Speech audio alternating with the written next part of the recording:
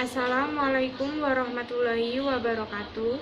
Perkenalkan, nama saya Anggita Ferdiana Fiestri dari NIM 3090200032 akan mempresentasikan tentang konsep berubah Roger E. Pengertian dari konsep berubah, banyak definisi pakar tentang berubah. Dua di antaranya yaitu Atkinson mendefinisikan berupa merupakan kegiatan atau proses yang membuat suatu atau seseorang berbeda dengan keadaan sebelumnya. Mendefinisikan berubah merupakan proses yang menyebabkan perubahan pola perilaku individu atau institusi. Berubah adalah bagian dari kehidupan setiap orang. Berubah adalah cara seseorang untuk bertumbuh, berkembang, dan beradaptasi. Berubah dapat positif atau negatif, terencana atau tidak terencana. Perubahan adalah proses membuat suatu yang berbeda dari sebelumnya. Jadi, status yang bersifat dinamis artinya dapat menyesuaikan diri dari lingkungan yang ada.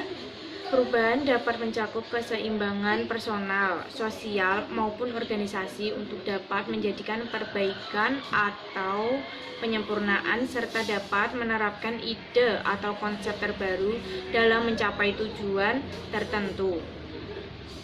Perubahan dapat dijabarkan dengan beberapa cara, termasuk perubahan yang direncanakan atau yang tidak direncanakan. Perubahan yang tidak direncanakan adalah perubahan yang terjadi tanpa persiapan. Sebaliknya, perubahan yang direncanakan adalah perubahan yang tidak terjadi pada perkembangan manusia tanpa persiapan atau perubahan karena suatu ancaman. Setelah itu ada proses perubahan. Dalam proses perubahan akan menghasilkan penerapan diri konsep atau ide terbaru. Menurut Roger, proses perubahan memiliki 3 sifat, di antaranya perubahan bersifat berkembang, spontan, dan direncanakan. Yang pertama ada perubahan bersifat berkembang. Sifat perubahan ini mengikuti dari proses perkembangan yang baik pada individu, kelompok atau masyarakat secara umum. Proses perkembangan ini dimulai dari keadaan atau yang paling besar menuju keadaan yang optimal atau matang. Sebagaimana dalam perkembangan manusia sebagai makhluk individu yang memiliki sifat yang selalu berubah dalam tingkat perkembangannya. Yang kedua ada perubahan bersifat spontan. Sifat perubahan ini dapat terjadi karena keadaan yang dapat memberikan respon tersendiri terhadap kejadian-kejadian yang bersifat alamiah yang di luar kehendak manusia, yang tidak diramalkan atau diprediksi hingga sulit untuk diantisipasi, seperti perubahan keadaan alam, tanah longsor, banjir, dan lain-lain. Semuanya akan menimbulkan terjadi perubahan baik dalam diri, kelompok atau masyarakat, bahkan sistem yang mengaturnya. Yang ketiga, ada perubahan bersifat direncanakan.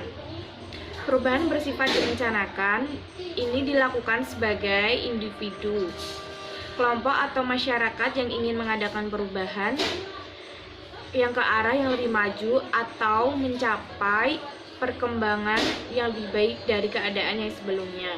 Sebagaimana perubahan dalam sistem pendidikan keperawatan di Indonesia selalu mengadakan perubahan sejalan dengan perkembangan ilmu kedokteran atau sistem pelayanan kesehatan pada umumnya. Setelah itu ada tahap perubahan Rogers.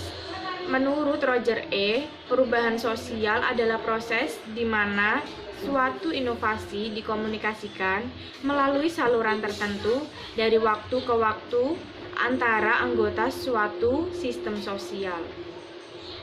Langkah-langkah untuk mengadakan perubahan menurut Roger antara lain ada 1. Tahap awareness. Tahap awal yang menyatakan bahwa untuk mengadakan perubahan diperlukan adanya kesadaran untuk berubah.